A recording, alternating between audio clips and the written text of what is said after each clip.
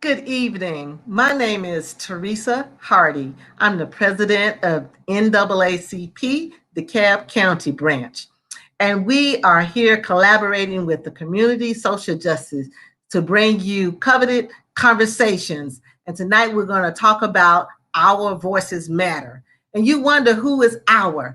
Our is Black people, brown people, anybody in your community. And what we want to have is a serious conversation about what we can actually do to make our community the best that it can be. We're looking forward to an awesome evening tonight. We have a great panel of men. It's so funny that it's all men tonight, being led by and hosted by this lady here. But I'm excited about the Black men taking lead on telling us what we need to do as it relates to having the best community in the areas of education, health, politics, social justice, criminal justice reform, by age of youth, our middle class, middle age, as well as our seniors. We're looking forward to talking about our goals, our quality of life, along with these great men that will be introduced in a few minutes. At this time, I'm going to go ahead and bring on our first guest, and we're going to allow him to introduce himself. His name is Pastor Stephen N. Dow Sr. Well, hey there, Madam President Teresa Hardy, and to all of our viewers out there. I'm excited about being on this social justice panel today with these distinguished guests that we're having. I'm Reverend Dr. Stephen N. Dow Sr. I'm the pastor of Rainbow Park Baptist Church there at 2941 Columbia Drive in Decatur, Georgia. They're a place where we say you can find rest, relaxation, renewal, and restoration. My wife is Lady Robin, as you all know, and my two sons, Stephen and Micah. And so we're excited about what we're going to do tonight. And I just love what NAACP is doing. I love what our community is doing. I love being a resident of DeKalb County and all the wonderful things that we do. And so I'm looking forward to a great discussion with these brilliant-minded men that you have the opportunity to lead us as we lead our community. So bless you. Okay, so we're going to go ahead. Thank you, Pastor, for that introduction. And the next guest we're going to bring on is none other than Attorney Robert James. Hey, Teresa, how you doing? Hey, Robert, how you? I'm doing well. Thank you for having me this evening. Look, I'm just glad to be here. As some know and some don't, I'm an attorney here in the community in Atlanta. I'm the former DA, district attorney, and solicitor general for DeKalb County. I lived in DeKalb County for about 20 years. I've been in Atlanta, Metro Atlanta, since 1995. I have a passion for youth. I have a passion for our people. And I'm just happy to be here and contribute any way that I can. Thank you for having me, Madam President. All right. And so now you have your own practice now, right? Oh, you want me to go further? See, I'm trying to be short. I'm trying to be short. Let them know you just not out there. Look, Madam President, I'm a trial lawyer. Don't get me started now. I can talk all night. I have my own practice now in downtown Atlanta. And you can find me online. I'm Attorney Robert James. So I do civil rights, personal injury, criminal defense. Thank you for that, Attorney Robert James. And our next guest is Matthew Hampton. I call him Matt. Hey, Matt. Hey, Teresa. It's good to be here this evening. This is Matt Hampton, the director of the Allen Entrepreneurial Institute and Elevate Entrepreneurship Systems. And we are working here in DeKalb County to create more ownership within our community, because we cannot have social justice if we do not have economic justice first. And so we're proud to follow the mission of Mr. Bill Allen and the Institute. And our mission is to increase the number and size of minority and women-owned businesses throughout the United States and globally. And we're doing that right here in DeKalb County with some of our recent developments like the AI Startup Factory. And right now we're building the world's largest market for Black businesses right here in Stonecrest, Georgia at 8109 Mall Parkway, which was the former Target building. And so we're excited to talk about the things that we are doing to bring about ownership and to encourage economic growth and ownership in our community. And so thank you for inviting me this evening to contribute whatever we can to talk about how we own more of this country that we built. So thank you. Okay, thank you for that, Matt. And tell Mr. Allen I said, hey. Okay, our next guest is going to be none other than Honorable Representative Billy Mitchell. Tell us a little bit about you, Billy. Well, President Hardy, I'm so glad to be asked to be among this distinguished panel. I tell you, it is a privilege in and of itself to be with them. Glad to be able to share whatever I can to this discussion. I am a state representative. I represent much of Stone Mountain, Lithonia, even authored the legislation that created the city of Tucker. I am chair of the Democratic Caucus in the House of Representatives, and I also am president of the National Black Caucus of State Legislators, which represents all the Black legislators in this nation in U.S. possessions. I like to tell people 40% of the current Congressional Black Caucus were former members of NBCSL, including the 44th president. So glad to be with you.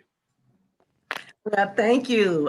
Thank you all for joining us. And we're going to have more of a conversation about what we see going on in our community. And then we want to provide some solutions. We will take questions from our viewers as they come in, but I'm going to start us off so that we can actually just set the standards for what we're going to talk about tonight. All right. So I want to start from the issues that we see in our community. And I'm going to give each one of you an opportunity to tell us about at least one or two issues that you see that's plaguing our community at this time. And then we'll come back and have a conversation about solutions as it relates to those issues. And Reverend Dow, you will be first. Okay, well, thank you, Madam President. I think that our community have to realize and stay focused on what has brought us to this point that we're experiencing the success that we're experiencing, that we see actually what happened in the state of Georgia. And that is education and religion, education and faith. I mean, our forefathers have brought us to this point to where we are today, and they laid a foundation for us. And I think all of our young people and all of our people have to stay continuously being educated. I think that education is paramount. I think that our faith is paramount. I like it to a race. And I think that we are where we are today, enjoying what we're enjoying today, because our community has always had education as the forefront, and our faith has brought us this far. And we could not be where we are today without our faith. And I hope that we will continue to focus on education and everything that each person on the panel, distinguished men, will bring to the table is all important. But I think that our education is important. I think that our faith is important. I think the church is important. I think that NAACP is important. And I think that one of the things that I want our community to continue to do is make sure our young people understand they have to get an education. They have to get an education, and they have to utilize their faith, and they have to realize, I'll tell you this before we move on. The Super Bowl is coming up on Sunday. And Roger Staubach, the quarterback of the Dallas Cowboys, when he went to his first Super Bowl, he asked his dad, he said, "Dad, I don't know what to do." And he said, "Son, you simply do. When you go to a big dance, you dance to what brought you, And so I think that we have to continue to dance with what has brought us this far, and that's education and our faith. James, what about you? Well, there are several issues to address, and I really do think, Madam President, that they're all interconnected, that they're all related. you can't really improve the state of the Black community unless you really address all of them. So I'm just going to talk about one of the more important ones, and one of the ones that I have a lot of experience in, which is the criminal justice system. I believe that we're further along than where we have been in terms of comprehensive criminal justice reform and police reform. And I like the things that I hear from our new president and our new Madam Vice President, Madam Vice President Harris, but we still have a long way to go. There are things like bail reform, comprehensive bail reform that we have to talk about. If my son and I, and I make a decent living, God forbid, gets in trouble with a burglary and he commits that burglary or is accused of committing that burglary with another young man whose father or mother doesn't have means, my son, after I kill him, will bond out immediately, right? He'll be out. We can pay that bond. However, that other young man that my son committed the crime with is going to sit there. And if he doesn't have the money to pay bond, he may sit there indefinitely until trial. I think that that's fundamentally unfair, because people are kept in jail not based on whether they're a danger to the community, but based on whether or not they can pay. Atlanta is one of the first areas in Georgia, the city of Atlanta, to really start talking about this. But I think we have to talk about it, much broader than that, and start making it more fair. And there are a lot of other areas that it goes where we can talk about when I have more time. The other area in criminal justice reform is with police reform. One of the big problems, and one of the reasons that people are in the street protesting and sometimes even rioting is because they cannot gain justice in the courts.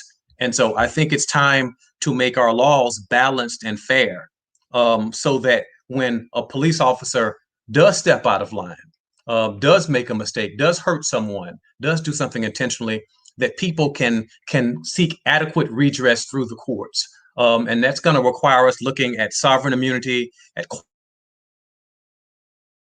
qualified immunity, and it's also going to require us making jurisdictions, police departments, sheriff's departments, cities, municipalities, counties carry insurance, so that when someone is hurt by a police officer, that there's actually money there to get. And right now, that's not the case. Several counties in Georgia don't carry insurance on their police officers. Several cities don't, right here in DeKalb County. So. All right. Thank you for that, Attorney James. Okay, we're going to go to Matt. Matt, is it okay if I call you Matt? You can call me Matt. I'm fine. Okay. Same question. Some of the concerns that you see in our community. Yeah, I think that one of the things that we need to work on in our community, and it really is an area that has been an area of weakness for us as a people, and that is understanding that we are in a capitalist system, that we have got to focus on ownership, and we've got to focus on having more of this economic system that we are currently a part of. And Mr. Allen always says, Matt, you work on your weaknesses and your strengths will take care of themselves. And so what I believe we've got to do as a community is really encourage a mindset of ownership, a mindset of growth in our people. And we've got to stop talking about our problems and start talking about our solutions more. If you look at our institutional fortitude and our corporate fortitude as a people, we got a lot to work with, but oftentimes we're not working with our resources and looking at how do we own more of this country that was built on the backs of Black folks. And so, we need to start thinking about the fact that, the largest real estate owner in the world is the Catholic Church. So why don't our churches own more? Why don't we own more? Why aren't we using all those resources to own more of this system? And then the second part that I think is a really important thing that we must do, we must look at youth and young people and how to create that entrepreneurial mindset in young people while they're young, by giving them real business opportunities that make their education, as my esteemed colleague just mentioned, that's what got our people where we are. But we've got to make that education real, relevant, and I believe entrepreneurial in this day and time. And we've got to look at kids like the Mason's hot dog kid over here in South DeKalb that's making those hot dogs and learning how to run a business, and look at how do we create more of that in our young people. So those are my two issues that I hope to bring to this panel and to this discussion this evening. Okay. I think we lost Representative Mitchell, but he'll come back and give us that legislative side. Okay, there you go. So Representative Mitchell, go ahead and provide the issues that you see from your perspective. I tell you, it's just fascinating hearing the perspectives from the other guests, and I agree with Attorney James that they're all interrelated. But I will have to go, since I can't restate what is already stated. I have to say that perhaps the single most often request of me is, can you help me get a job, or can you help my business get a contract? I hear that request more so than anything else. To quote that legendary philosopher, the late Tupac Shakur, who said in one of his raps, it feels good to pay the rent when the rent is due. And I will tell you, once we get folks who are engaged in employment and doing some great things, the crime rate is lower, their interaction with folks like Attorney James for criminal activity is lower. I'll give you, in Madam President, you can do this sign for me. You know, I can go on if I happen to go too far. I think the instruction said to keep it concise. But I will tell you this. I had a very good supporter of mine, lived in my subdivision, one of the best lawn sign locations there were, but he had a son that was always, next to being into some kind of difficulty, wore his pants down low, even, not that I'm discouraging his hairstyle, but in any event, he came to me one day and he said, "Billy, if my son could just get a job, I believe he'll be okay."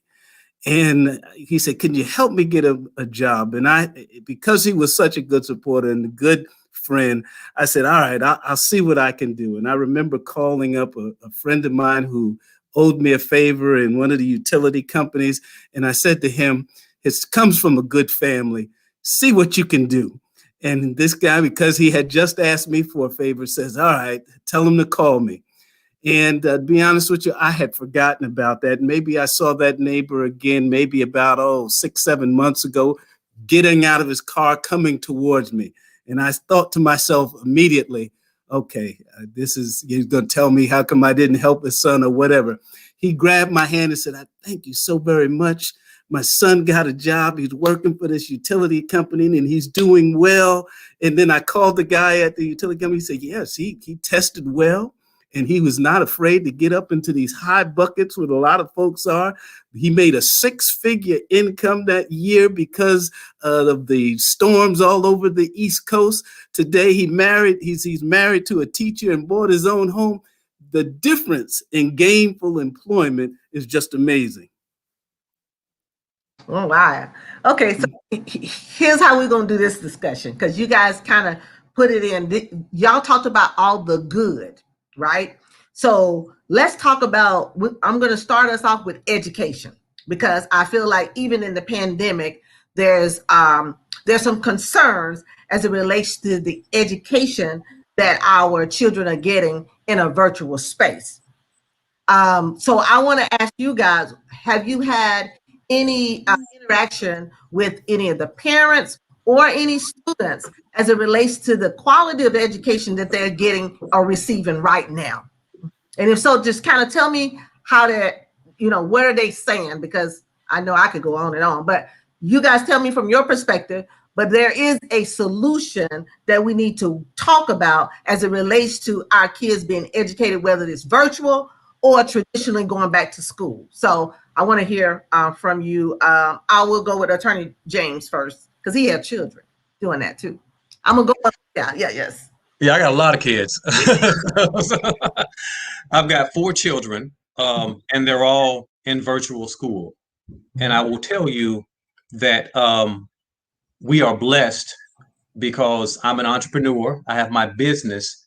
I own a business, and my wife left her therapy practice to basically run the business side of my practice so that I can, practice law and not be a bookkeeper and all the other things that she does for me.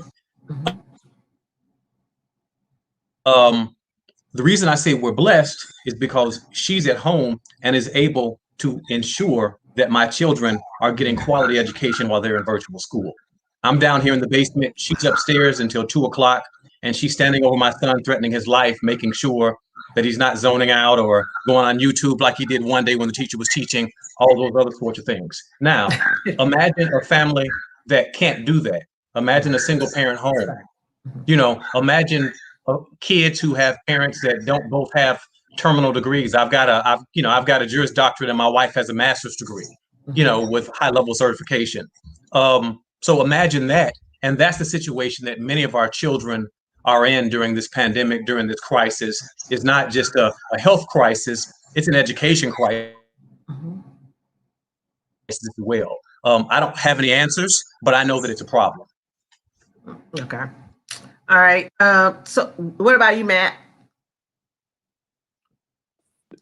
Well, I definitely, I'll just kind of share, I have two daughters, both of them are in virtual school. One is in college and one is in high school. The one in college is not really a social person, so she has loved it. And so she thrived in this environment. And then my baby she's very social. And so I want to, it was very difficult. She went from being an A student to failing. The level of accountability that teachers had because the system was just so, difficult, was very low for the students. So it didn't encourage high performing students to perform high at that level. We ended up having to talk to our teachers to figure out how to get grades up and how to work through that situation. And teachers told us that, we didn't know what to do. We're learning how to do this. It's like we get in front of a screen and we just talk to a bunch of blank screen because we can't force kids to come on. And so, it definitely is problematic. I think that definitely those kids that get high off of the social side of school and the interaction is very difficult for them right now. But I think that we have to be more innovative in how we think about education.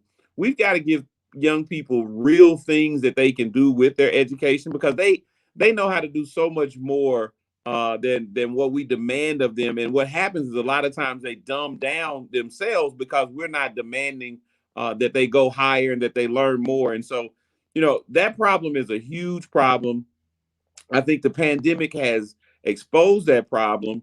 But I think there are opportunities for us to use this to really take ownership of our kids' education, to really be involved in looking at innovative ways to use this technology to help young people do real things in their lives. And so, that's a whole nother conversation, but we're working on some technologies now that would give young people the opportunity to learn how to start real businesses using virtual technologies. And so, we hope that can contribute to helping alleviate some of this, but it's been a very difficult situation for young people. Yeah, thanks. All right, Representative Mitchell.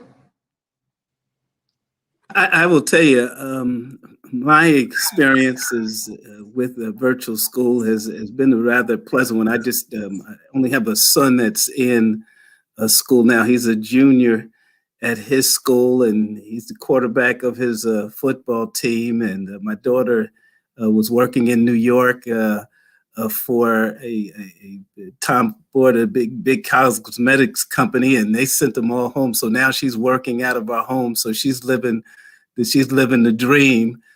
She doesn't have to pay New York rents. And I guess the real detriment to virtual school and the virtual possibilities we find ourselves is it's killing me. My electric bill is 2 times as higher. I can't keep any food in my refrigerator. It's an amazing concept, but I do believe that there's going to be some long-term consequences that we'll look back, and social theorists will look back at this time to discover what this is really doing on this generation. Certainly, my son seems to be motivated because of sports, and it's like a hybrid. He's learning during the day virtually, but right after school is over, they're practicing and working out and the like. So he gets the best of both worlds. But I do believe long term, this is going to have some consequences that we couldn't even contemplate at this time. Okay. All right, Reverend Dow. Back on every comment that's already been stated, and I'd simply say that it's a situation of the haves and the have-nots. And so basically you have those who have, their kids are doing well, to pick it back on esteemed Attorney James and Representative Mitchell. And so even what Matt said. And so I think that those who are blessed, their kids are blessed, you know, but those who are less fortunate, they're the ones that we're going to see that's going to suffer through this. And so, you know, we have a big literacy ministry. And as a pastor, what we did, we gave desks and we gave computers to our kids in our congregation, those that requested and those that needed. And so that was one of the things we did. But very interesting. Even with our literacy ministry, we had to now do our GED ministry online. And so that was a challenge. But here's the beauty part. One of the things I think that even with the have-nots, if that child have a desire. Now, we started a literacy ministry over in Liberia. And so we're doing virtual learning in Liberia. And Sister Sandy Ferguson, if she's watching out there, lead director of that literacy ministry. And those kids, they have a thirst and a hunger. And so going back to the economic part that Matt said, and the part that Attorney James said, and what Representative Billy Mitchell said, I think that we have to figure out a way to infuse those kids that don't have means, but infuse them with a desire. And so the guy that the representative helped son, he gave him a job, and now look at him, what he's doing. But evidently, even though he may have been in trouble, we had a desire. So going back to, we have to make sure our kids, whether they have money or their parents don't have money, they have to have a desire to want to be educated. And I think if they have that desire, that will help them. Because those kids in Liberia, they have a great desire to learn. And we've sent them computers and things of that nature. So to solve the problem, obviously, we got to figure out a way to instill desire in those who are less fortunate, and to make certain that they get the necessary tools to help them succeed. Okay. You know, President Hardy, if I may jump in here, because we need to underscore that, and we applaud Reverend Dial, because that is great work. Before the pandemic, I can tell you, I used to go to schools in my communities and, you know, maybe visit the schools first thing in the morning. And I would be shocked how many of the students would come to school and drinking Coca-Colas, orange sodas, and all kinds of potato chips for breakfast. Yeah. And since we've been on this pandemic and we have so many schools closed, there are kids who are not getting balanced meals. You'd be surprised how many kids, the only balanced meal they receive is when they were in school. And it's just amazing. You can't tell me that does not have a long-term effect on the ability to learn when you don't, you know, we've got some neighborhoods, they have chefs, and we have kids that don't have balanced meals, and the long-term effects on that. I looked the other day, and most school districts are not providing any lunches or meals for kids during these pandemic times that we're in. And so we had to applaud Reverend Dial and others who are providing opportunities for families to get nourishment. Every time they offer, these communities offer food, you should see the lines all around the communities. We have communities that are really hurting. And so we need to address that. And I want to thank him publicly for doing so. Well, thank you, sir. Thank you.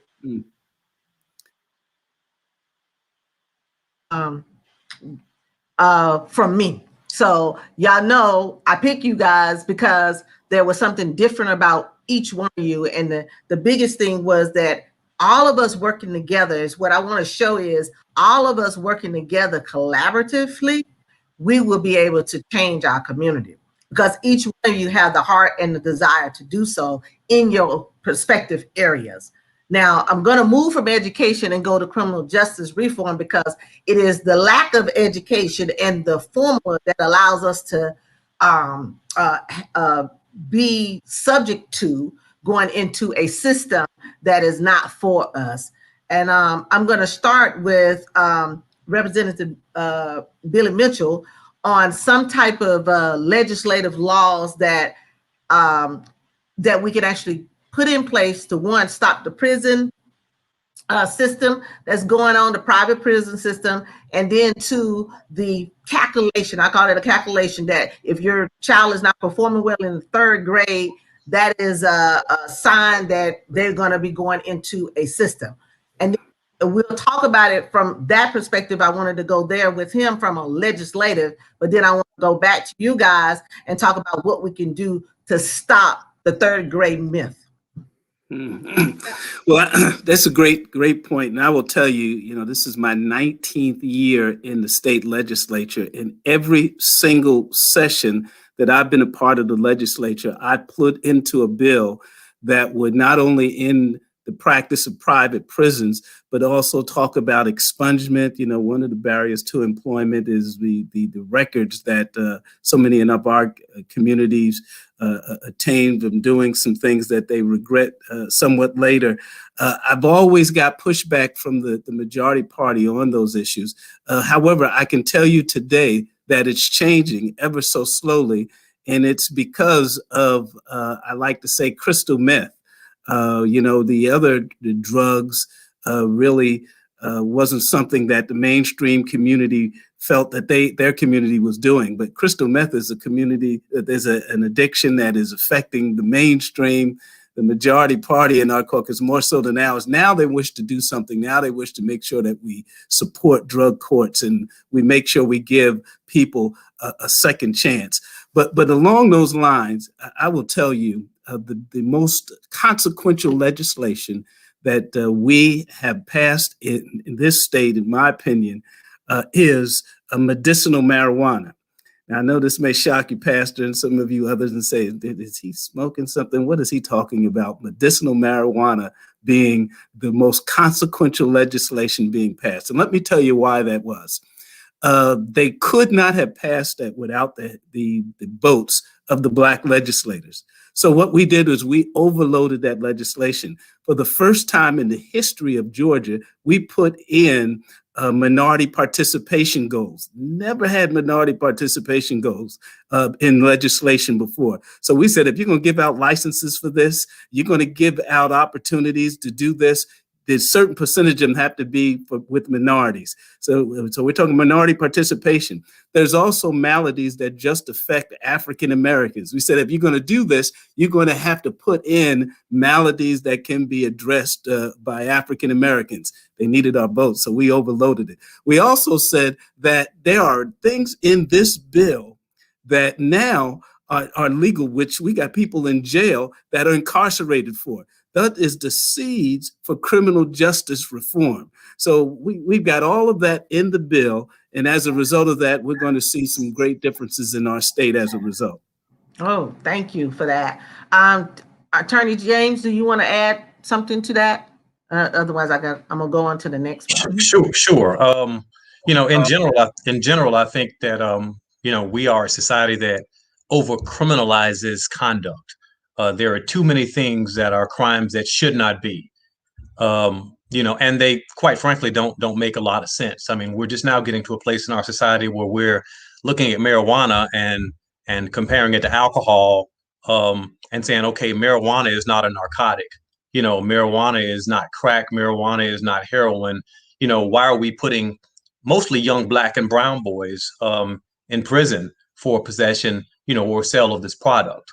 And so there's starting to be some change. You saw it with the city of Atlanta, we see it in Clarkston, and it's spreading. And I think we have to get there. I really do.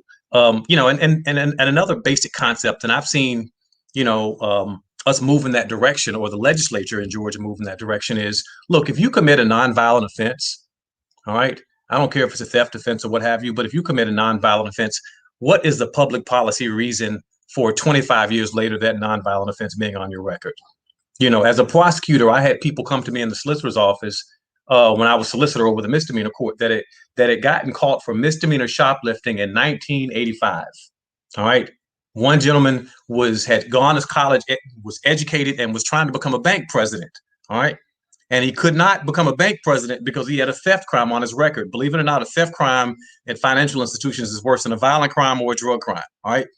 And there's just absolutely no public policy reason for me talking to someone that is now a 38 or a 40-year-old, all right, that cannot get a promotion in his career because he or she pled guilty to shoplifting in 1988.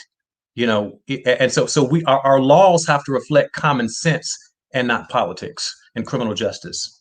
I appreciate that, and I know that we're rolling in the time, and you guys are doing good. So, but I want to get some more things out. One thing I wanted to talk about, and this kind of goes into and I'm going to let Matt and Reverend Dow talk about this, is the idea that we talked about nutrition, we talked about our youth not having the right foods, but even our community doesn't have the right type of grocery stores nearby.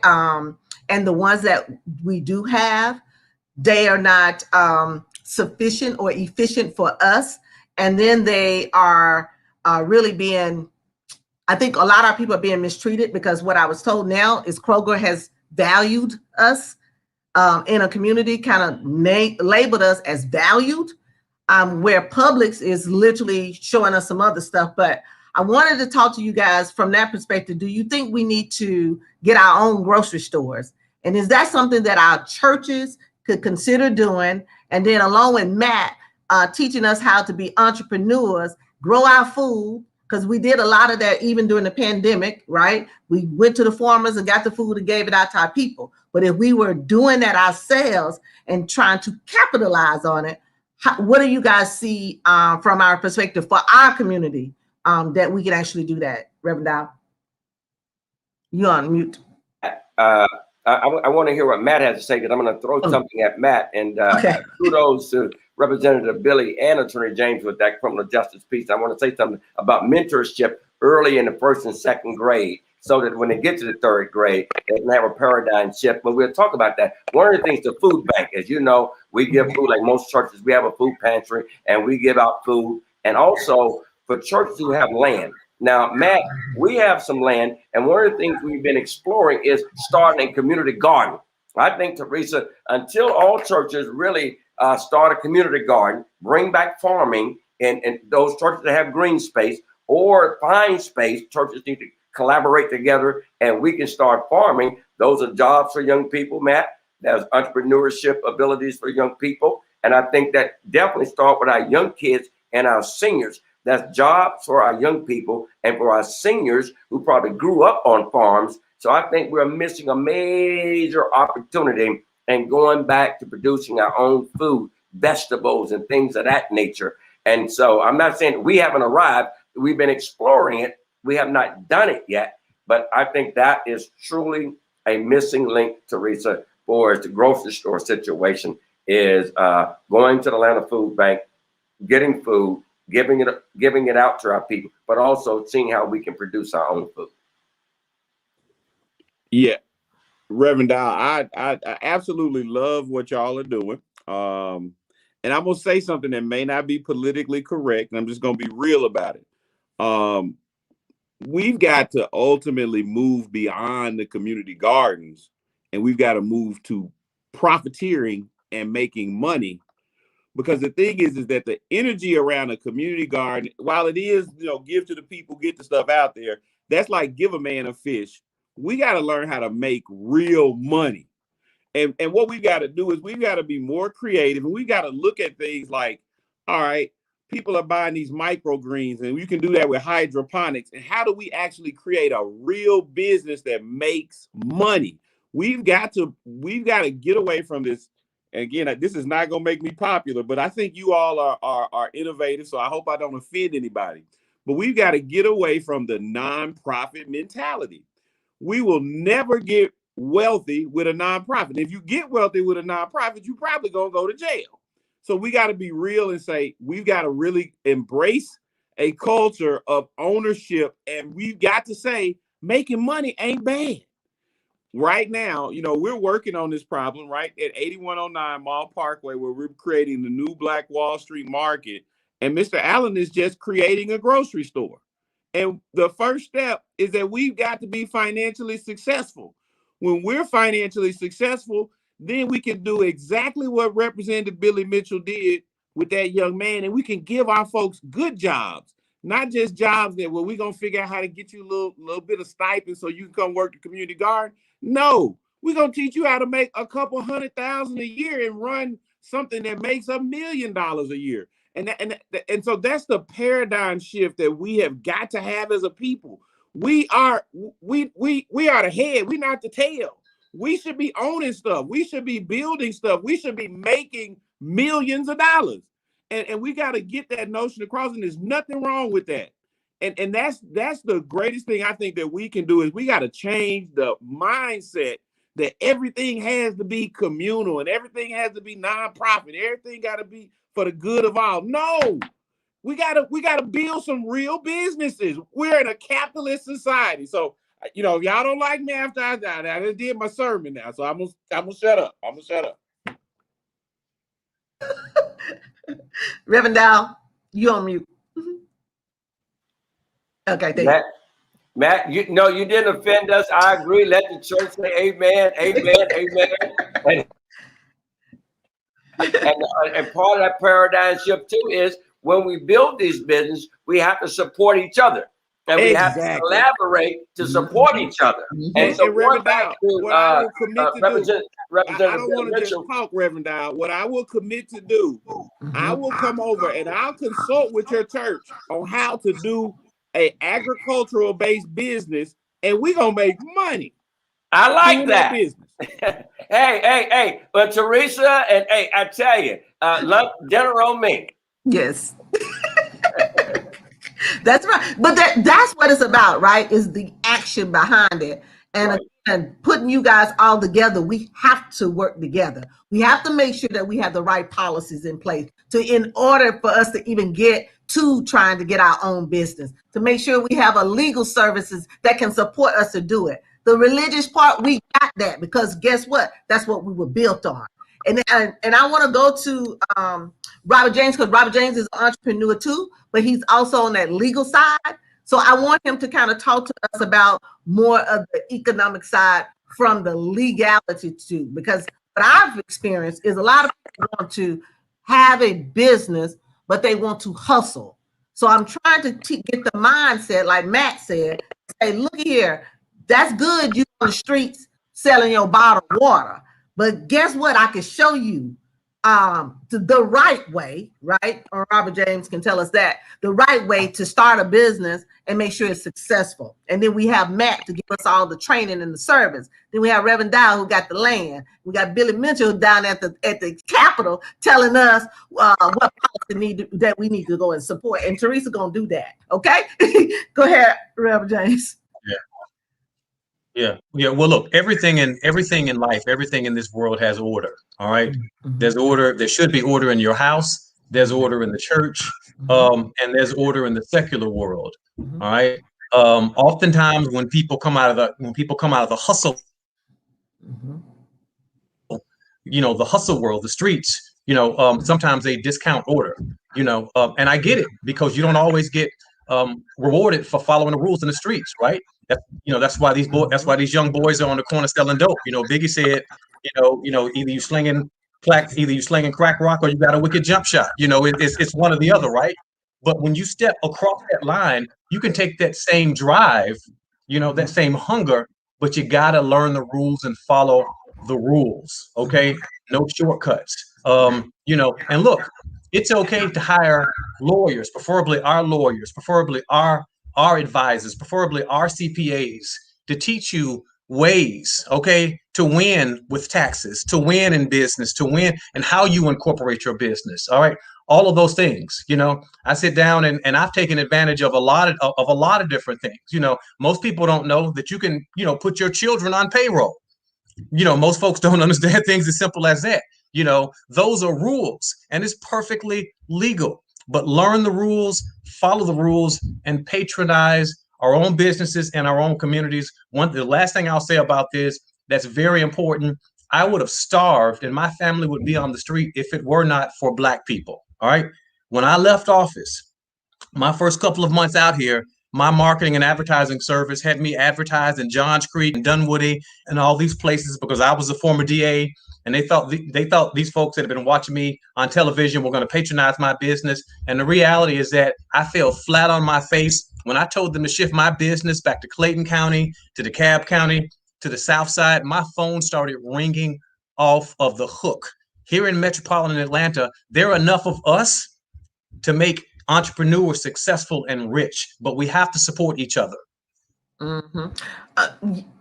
Totally true. And here's the thing. I think we were talking about this. Matt was talking about the fact that we need to make money. And which is going to have to be a mindset change, because there is a lot of people who do the handout thing. We have the work ethic. Black people have the work ethic. But we do need to have a shift in the mindset to actually allow for our people to get to what we call we own. What is it that you think that you could actually provide to our audience, something that they could actually do to change their mindset tonight? We want to make sure everybody can leave here with something that says, I'm going to change tonight, whether it's putting money in somewhere, saving it. I'm not going to give you answer, but you guys tell us. You the man, y'all the man. You the man. Tell us what we going to do to build our family. Who I'm going to start with? Okay. I'll jump in and give my 2 cents on that one. I think that one, you can have the desire, and I think a lot of our people have the desire. I think that oftentimes in the broader community, you'll have an uncle or you'll have someone else who's already blazed the trail that can give you advice and the ins and outs. A lot of times we don't have that rich uncle. So I think that one of the first things that you should do is a self-education process. Start reading and start educating yourself. And I'm talking about reading books like Why Should White Guys Have All the Fun? Story of Reginald Lewis. I'm talking about reading material that, and I know there's a bunch of preachers on here, but it's another one that's called I'm a Badass with Money. But start reading content that is about business and become a student of business. I think the second thing is exactly what you guys and where you were going earlier, Teresa, with legalizing and properly structuring our businesses, because a lot of times we do have the hustle mentality, and a lot of times with technology today, everybody can be an entrepreneur by setting up a Shopify account. But you got to incorporate the business. You got to manage your payroll and use stuff like third-party folks like Paychecks so that your paperwork is right. One of the travesties is that the government had the PPP loan program, but none of our people could qualify because we didn't manage our payroll right. It was based on payroll. So you had to have payroll records right in order to get the PPP money. I got it. But that's because my wife knew that we need to get those things in order. And so a lot of times I think one of the biggest action items you can give to entrepreneurs, we love the thing that we do. Like if we're great at making the biscuits, we love making them biscuits. We love dealing with the customers. But a lot of times we just kind of look over all of the financial stuff that we're not taking care of. We got to file our taxes. We got to do the paperwork. You got to do that part of the business so you can grow the business. You're not going to be smart by hiding the cash. Put the cash on, because you can't get a loan if you don't show growth. So we got to just understand there are fundamental tenets of business that if we follow them, then that's how we win the game, because we got more talent. We got all the style. We got all the culture. Everybody wants to be us. But we don't know how to organize our stuff. We got to organize our stuff based on fundamental business practices. And we got to support each other. And so I think that that's where we got to start is self-education, is properly organizing your business. And it's a long learning curve in entrepreneurship, but you got to get the fundamentals down. And that's just the real. And we can't just sugarcoat that and just say, it ain't just supporting each other. No, we got to get our stuff right, and it ain't right. So we got to start getting it right. Mm-hmm. All right. Who's going to be next? Reverend Dow, you can go next. You can. Okay. I'll piggyback off what Matt said. I agree with everything that he said, even when he used the term ass. I agree with you, Matt. God used the jawbone of an ass. Okay. So you want to sit here and let the preacher say, all right, Matt, But here's the thing, though. I'm going to let, as Representative Billy come in and Attorney James, I just want to add to what Matt said and say this. We have to love our people, though. And we have to love our people while they are getting it right, man. We have to love our people. We have to love God, love ourselves, and love our people. And since Representative Mitchell and Attorney James want to appeal to the young people, so I throw 50 cents out there and 21 questions. He said, I love you like a fat kid love cake. And so, and so black people gotta love each other like a fat kid love cake. And then also in that song, you say, will you still love me even if I got to catch the bus? And so while I'm struggling with my business, will you still hang in there with me and support me? If the service is just a little bit, just not up to par, can you help me grow by a nice comment tactfully? So black people, this Black History Month, and I'll defer to the rest of the panel, but we have to love each other so that everything that each person on here is talking about really can come. Because Christ said, Matt, he says that they will know that you are my disciples if you love one another. And so we have to love each other. You got to love black people, man. You got to love black people. I mean, it's just that simple. I mean, a lot of black people don't love black people. No. I mean, just that simple. At the end of the day, black people don't love black people. And if I don't love you, I'm not going to support you. It's just that simple. You got the best hot dog, the best hamburger, the best whatever. If I don't love you, I'm not supporting you. All right, Representative Billy Mitchell, do you want to add to that, or you want me to go? Yeah, I'm sitting here taking notes. I know. The reality is, I think that one of the first things we have to do, all of you parents who are viewing this, is we've got to really change the mindset of our children. It probably will take a generation. I can remember growing up, and the refrain from my parents was, go to school, work hard, come out of school, get a job. And I think that refrain has to change. It has to be now, go to school, work hard, and start a business. The reality is, there used to be a time when we couldn't ride where we wanted to on the bus. Then when the laws changed because of legislation, then we can ride anywhere we want to on the bus. Then we got to the point where we could be employed by the bus company. I submit to you today that we need to start owning some buses and doing some great things in the entrepreneurial spirit. And one of the things they do, the Georgia Legislative Black Caucus had a retreat once at the Allen Institute. And I remember sitting next to Mr. Allen, and he was sitting next to me for hours. And I was just pumping him for information. I don't know how many of you can get the chance to talk to that man there, but I will tell you it is an education in and of itself. And those are the kinds of things, to Matthew's point, we've got to hone up on best practices and doing some great things.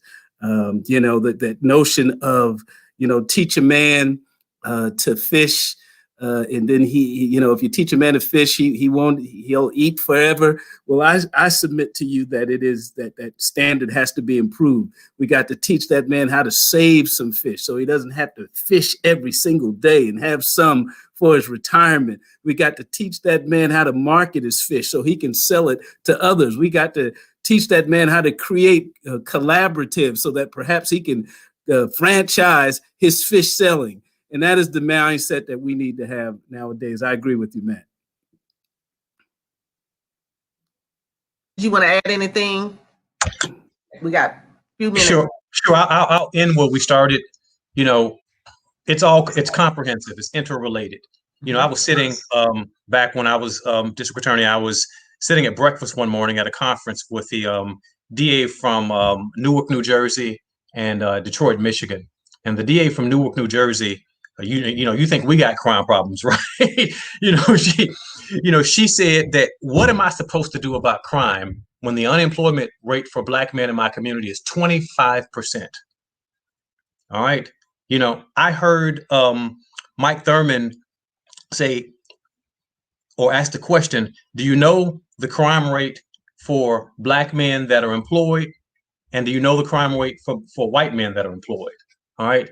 And I said, no. He said, it's the exact same. In other words, when we're employed, we're not getting locked up any more than anybody else. And so, all of this relates back to economic development and jobs. All right. And not just jobs, but also understanding how to manage and how to handle our finances, teaching young African-American men that, it's good if you want to bounce a ball, it's good if you want to run, it's good if you want to rap, but you don't have to slang dope and you don't have to be an entertainer to be wealthy. Teach them about compound interest, teach them about financial instruments, teach them how to be entrepreneurs. And I mean, teach them young. The same way we teach ABCs and 1, 2, 3s in my house, we teach our kids about the things that I just talked about, and all of our children need the benefit of that if we really want to see change in our community. Great point. What we're going to do now is think about our final thoughts, and we want it to be around the fact that this is Black History Month. Now, history is our story, right? So we are the only ones that can tell our story. Now, one of the things that NAACP is doing this year is letting people know that we are more than 28 days, right? If Black people built this country, we ought to be owners in every avenue. The thing about DeKalb County has representation that's Black because a majority of us are Black. But when we think about ownership, when I started looking at the plots of the land, we have no land. So guess what? No land, no power. So how do you encourage us to be in the power state as it relates to being in control with our voices, right? Because that's what this is about. Our voices do matter. But the thing is, we need to understand that from a position of representation and ownership, and how the two come together to have the power that we need to change our community. That was too much. No. Final thoughts. Well, my final thought would be on, I think we're behind because we have been culturally conditioned to be a certain way. And so to each of my esteemed colleagues on this panel, we have to, I'm gonna make up a word like my spiritual father, Dr. George O. McCaleb. We have to uncultural condition our people. They've been culturally conditioned, so we have to unculturally condition them into the things that each person has said today. We actually start with our young people, and I think Representative Bill Mitchell said it may take a generation. And so one of the things we do at our churches, I ask them, tell me something that's going to happen 20 years from now. So let's go 20 years and march backwards. And so I think that we have to pick a point, Matt. I think we have to say 10 years from now, where do we want to be? And we have to be the sacrifice. Someone has to be the sacrifice for someone else to go into the promised land. And I think until we have a group of people that make that sacrifice and say, I have enough clothes, I have enough cars, I have enough prestige, I'm good. And now everything I do, I'm going to build a bridge for those who come after me. Until we can have that unselfishness in our community, it's going to take a sacrifice. Every person on this panel, parents, sacrifice for you to be who you are today. Final thoughts, Attorney James. Two things: training on how to manage capital, how to manage money, how to run a small business. And I know that's what the brother's doing here that's on the panel, but that's it. And we need more of that. All right. And then we need access to capital. All right. If you train and you don't give access, then you just frustrate, right? People lose faith in the system. But you need to train people on how to manage capital, how to manage a business, how to run a business, what to do with the business, what to do with their books, what to do with the money, how to incorporate, how to handle the taxes, and then once they make the money, how to manage the money so their family will eat for generations to come. And then you have to open up access to capital, because historically, institutions that loan capital or give capital, there's been discriminatory practices. We haven't gotten into the same rate that our white brothers and sisters have gotten it at. And so you have to do those two things if you really want to see change in our community. And everybody has responsibility in that, not just the banks, but there are also legislative institutions like county commissions and so forth and so on that can talk about, opportunity zones and giving people, tax incentives to set up businesses in these blighted and underprivileged communities. So I'll go next. Because I want to make sure that Representative Billy Mitchell goes last so he can take it and bring us on home with, because he made that multi-million-dollar fish business out of my my little comment, so I know he's gonna take it to another level. So I'll go ahead and go down. But Teresa, I appreciate you for calling upon me to be a part of this esteemed group. I learned as much hope as I've given, but I definitely know I've taken a lot more from this table tonight. So I thank each of you brothers for doing that, especially Reverend Dial, the comment that you made about you got to start by loving us and loving Black people first, because sometimes I even catch myself, you look at each other, you be like, man, what is he up to? Or what is she? We start with a negative with our own people, even those of us who are forward thinking. So I thought that was like really profound when you made that statement. But my statement and my action item from this is, one, I want to start with this group. If there's any way that you all want to take action, if you want to be a part of action, if there's anything that I can do with the resources of the Institute, I would like to invite you all to come by and see the building of the modern day Black Wall Street here in Stonecrest, Georgia. So I think, sorry about that.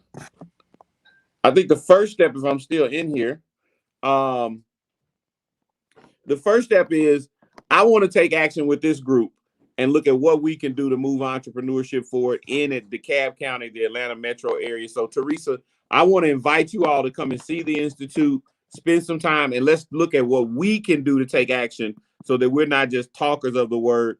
And then secondly, I think that what we've got to do as a people is we have to have an asset-based mindset. A lot of times you can sit around, you can say, oh, our people don't know about credit. Our people don't know this. They don't know that. And you can look down on each other, and that doesn't advance us any further. But what if we change the conversation and say, you know what? We got great churches with land and with resources. We got great minds that run run major corporations in Atlanta. We got young people with energy and they know technology. We got people who know how to make the best cakes in the world. Let's put this together and let's create some real businesses that make real money, and let's create our own jobs. 70% of jobs in America are created by small businesses. 80% of small business owners hire people that look like them. We got to quit looking for, just give me the 10% so I can be in the game. Oh Lord, no. We are the children of Mansa Musa. We are kings and queens of economic prosperity. We just been, as my previous panel said, we've been conditioned wrong. So we got to uncondition, and we got to get out there and start creating real businesses with the resources we have, because we ain't broke, we ain't slaves, we're not where we used to be. We're too sophisticated and to have all of what we have, and we don't figure out how to organize it and make some money. So my bottom line is we got to do more to take action. I want to do more by taking action with you all. So if we ever get on a panel again, shame on us if we hadn't done something a year from now. Wow. Okay. Can't hear you, Madam President. All right. Right. All right. Pastor Dahl, I think that will preach right there. that will preach. Well, since and last and all the great suggestions have passed by, and you can't ask someone who relies on being where they are because of voters without getting into the fact that you should vote. But let me just sincerely say, every now and then, and I know most of you have heard the same thing, I hear, how come that community over there seems to be well served and this community over here seems to be underserved? Now, I can give you all kinds of sociological theories and other kinds of excuses, but the real answer to that question is that the community that is well served is informed and engaged and involved in the process. And if we could miraculously take all the people out of the well-served community and put them in the underserved community, and put all the underserved people in the underserved community and put them in the well-served community, guess what would happen virtually overnight? The services would flip, simply being that the people who are used to being informed and engaged and involved would continue to do so, and those who are uninformed, unengaged, and uninvolved would continue to do so. And it's a shame to say, and there's since we got all men on this panel, there's something I'm going to leave by blaming President Hardy and other women who are viewing this program. The reality is men, Black men in particular, are not engaged in the political process as they ought to be. The fact of the matter is, 2 years ago, when Stacey Abrams ran for governor, she lost by 1.53 something percent. It turned out to be 53,000 votes. Listen to this. There were 60 some odd thousand Black men in DeKalb County alone who did not vote. Now, Black women are voting in record numbers. They are going to the polls in record numbers. But for some reason, Black men are not engaged in the process as they ought. And why I'm blaming President Hardy and other women is because if they stood up and said to their spouses or their spices that you couldn't be with me unless you go to vote, that would change overnight. And we need to get them engaged in the process. Okay, that's right. Well, here's my final thought. I personally think each one of you, I love all people. I love my Black people. I am committed to making our community the best that it is. I have already vowed to not talk about my community, but take pride in my community. Like we did tonight, what I saw tonight is that no one put any negative thoughts to what's going on in DeKalb County. We talked about all that could be and how we could actually get there. That conversation needs to continue, and then we need to make sure that it happened. I'm glad that Matt said that we're going to do it. Matt and I already been talking about doing this, and we're very, very serious about making DeKalb County be more about small business owners. Time out for looking for Home Depot to come save us, Walmart and Sam's to come and save us. No more. We need to make sure that we become owners in our own community. We begin to save our own money so we can start to invest in our own community. We make sure that our children are not just getting an education, that they are educated, right? And when we come out of this pandemic, we're going to make sure that we're living healthy lives. Everyone needs to be able to live, work, and play in their area, and don't take that for granted. And we're going to depend on our religious groups to make sure that they do what's right. You won't be able to pass the plate anymore, Reverend Dow.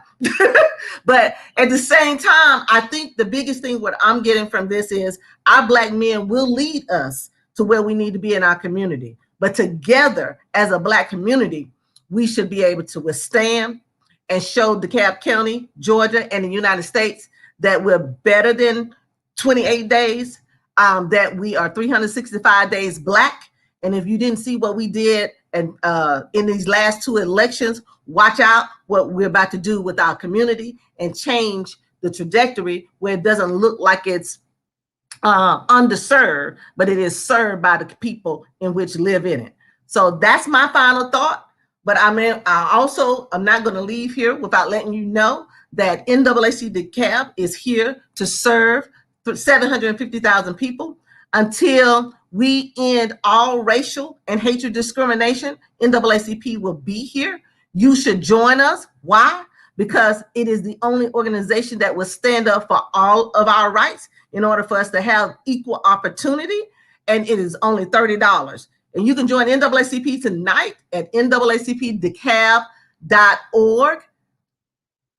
And then we also have events for the remainder of the month as it relates to Black history. Next Friday is our Founders Day, and we will be 112 years old. Did you hear what I'm saying? Civil rights organization, 112 years old, and we're still needed in 2021. So you can tune in to see us tell you the state of what NAACP is planning to do for this year.